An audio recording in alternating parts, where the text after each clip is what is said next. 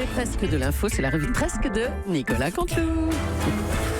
Ils sont encore avec nous, Audrey Crespo-Mara et son invité. Bonjour Gérard Collomb. Oui, bonjour. Alors Gérard Collomb, vous avez quitté le navire du gouvernement avant le naufrage pour mieux monter dans le canot de sauvetage de Lyon, c'est cela ? Non, écoutez, je n'ai pas fui. Je suis parti avec le sentiment, du devoir accompli. Je crois que nous avons fait au ministère de l'Intérieur, avec toutes les équipes, un super boulot, un travail extraordinaire. Même si c'est vrai qu'il y a le narcotrafiquant qui trafique un peu et le fait qu'il y ait le feu partout dans les quartiers. Même le maire Coco des Chirolles m'a dit qu'il fallait envoyer l'armée. Mais à part ça, tout va bien dans le pays. Alors, vous avez déclaré que dans 5-6 ans, pour vous, la situation serait irréversible dans les quartiers ? Oui, écoutez, je crois, et c'est ce que je m'efforce de faire à Lyon, je crois qu'il faut plus de mixité. Il faut remixer les quartiers. Oui, je suis DJ Gérard. Oui, this is the rhythm of the sieste. Écoutez, il y a trop de ghetto. Je suis quelque part le David Ghetto des quartiers. Oh, magnifique. Bien. Oui, je savais que ce petit jeu de mots pouvait plaire à Monsieur Perret. Il adore. Alors, vous êtes à l'origine d'une crise gouvernementale. Vous avez, avec votre départ, c'est l'affaire Benalla qui a tout déclenché, Gérard Collomb ? Oui, vous savez, j'ai été choqué de devoir me justifier devant 1 300 000 personnes alors que je n'y étais pour rien. Ce n'était pas moi. Mais vous échangez toujours avec le président de la République ? Oui, ça nous arrive. Écoutez, je peux vous livrer notre dernier échange par SMS. Oula. Cher Gérard, bonne année 2018. Oui, c'est calme. Bon, allez, je vais me recoucher. Allez, merci beaucoup à tous les deux. On poursuit avec Nikos. Nikos, Bonjour. Nikos est à Verdun, figurez-vous. Salut à tous. Oui, je suis de toutes les batailles, vous l'avez compris. Je suis de la Battle de Verdun. Je suis de la Battle de The Voice. Je suis de toutes les battles. Mais malgré cette interview présidentielle, mondiale et historique, chacun le rappelle, sachez, chers auditeurs, que je reste le même. C'est important que vous le sachiez, vous aussi dans le studio, même si vous êtes en dessous de moi, des sous-fifres. Je ne veux pas que vous le ressentiez. On est une équipe, on est une team, je dirais. Je reste simple, abordable. La régie, remets-moi le Carmina Burana quand j'arrive en studio. Arrête avec ça. Ah non, c'est parfait. Pierre, il délire, Pierre, ne l'écoutez pas. Voilà, merci, je sais prendre le micro en toute simplicité. On va parler élection américaine. Je me donne 4 jours pour interviewer Trump. Donald Trump qui perd la Chambre et qui garde le Sénat. Ben, s'il perd la Chambre, où va-t-il emmener Stormy Daniels? On ne sait pas. Voilà, punchline, je suis au taquet. À toi, Julie. Ah oui, bravo. Bravo. Allez, on continue avec ces 6 personnes interpellées. Elles avaient un projet d'action contre le président de la République. On a un témoignage d'une personne qui reste anonyme. Bonjour, monsieur. Oui, bonjour à tous, bonsoir. Bonjour à monsieur Perret, que j'apprécie. J'aime toutes ses chansons, sauf peut-être son couplet antiraciste Lily. Et pour Jean-Marie, en revanche, il faut de noir pour une blanche. Ça fait un sacré distinguo. Bon, Jean-Marie Le Pen, allez, on vous a reconnu là. Hein, c'est bon. C'est très forte, hein. Bon, on enlève les faits. C'est fatigant, ça. Vous avez un commentaire sur ces personnes d'extrême droite qui se sont fait arrêter? Merde, ils se sont fait gauler les 6. Pourquoi vous les connaissez? Pas du tout. On avait dit que c'était jeudi l'attentat. Fallait m'attendre.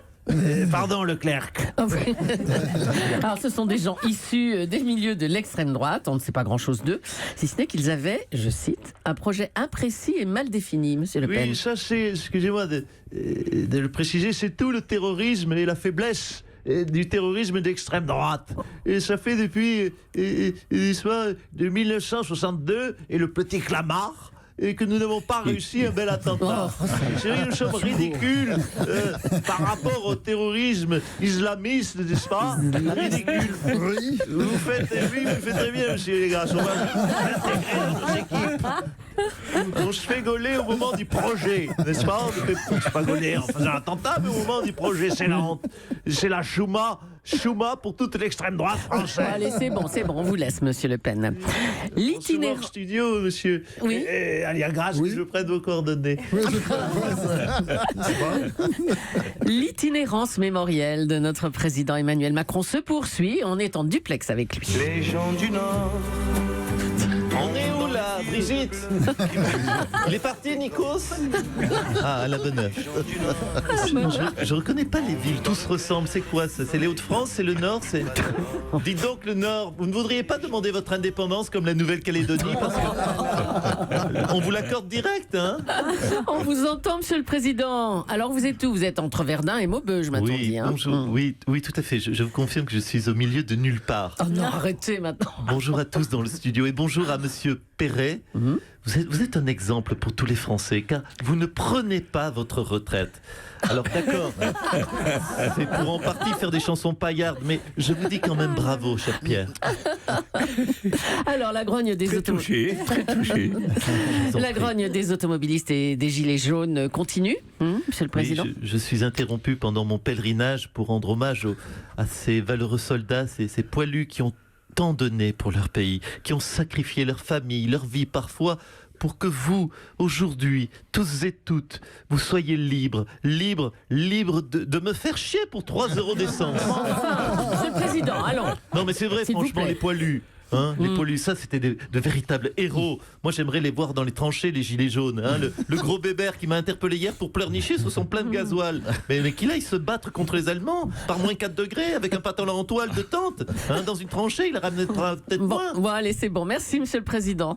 Et bon courage pour la suite de cette tournée.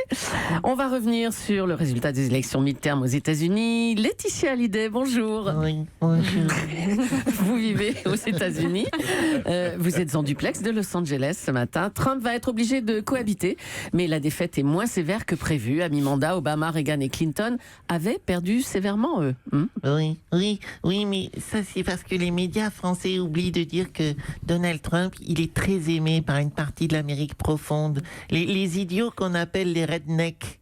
Oui, vous pouvez nous les décrire? C'est fou, là. C'est fou qu'ils votent pour Trump. Ah oui, Julie l'a fait. Les électeurs de Trump, ils ont souvent la nuque longue, des boucles, des bandanas en drapeau américain dans les cheveux, des tatouages de lion sur le biceps et des t-shirts avec des têtes de loup et ils roulent en Harley. Et c'est vrai qu'ils... Je viens de me rendre compte que les crétins qui votent Trump, ils ressemblent aux fans de Mamour. Si seulement Mamour avait été américain, j'en vendais 10 millions de Mon pays c'est l'amour. Ah oui, ça va. Merci Laetitia. Allez, remettez-vous.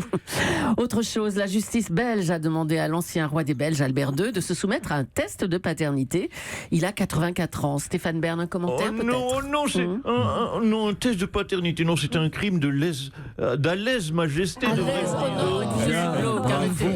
Mais vu son âge, pas vieux. Non, je suis contre. Et puis, comment on fait un test de paternité à un petit vieux de 84 ans? Je n'ose imaginer, on ne va quand même pas placer Pépère dans une treilleuse électrique. Un peu de respect pour la monarchie, le cœur va lâcher pendant l'examen. Ouais. Bonjour, c'est Jean Lassalle. Jean Lassalle. Bonjour, Pierre Perret, que j'apprécie. Il chante le terroir, il chante la nature, il chante les chansons paillardes.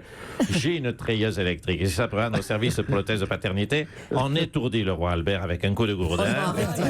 On le branche à la treilleuse électrique et l'affaire est faite. Oh, mais vous n'y pensez pas? Non, mais ça va pas. Oui, pardonnez-moi. Bon, écoutez, oula. C'est de Mr. Scam. Oh non. Oh là là. Non, j'ai entendu les chansons de Pierre Perret. Il ne faut pas toujours ouvrir la cage aux oiseaux, ça peut attirer des emmerdes. Mais c'est pas possible. Bon, on peut être sérieux à nouveau.